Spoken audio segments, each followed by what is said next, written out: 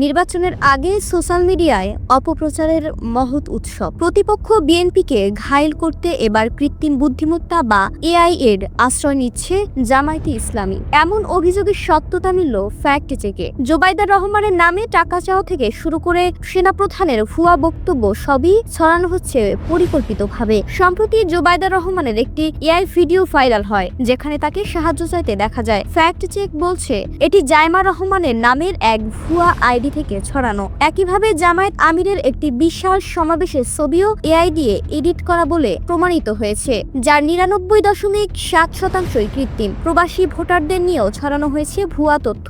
বলা হচ্ছে 55 লাখ প্রবাসী নিবন্ধন করেছেন, অথচ ইসির তথ্য বলছে এই সংখ্যা মাত্র 15 লাখের কিছু বেশি। সবচেয়ে ভয়াবহ তথ্য হলো সেনাপ্রধান জেনারেল ওয়াকারুজ্জামানকে জড়িয়ে ভুয়া কোড কার্ড ছড়ানো, যা আইএসপিআর সরাসরি নাকচ করেছে।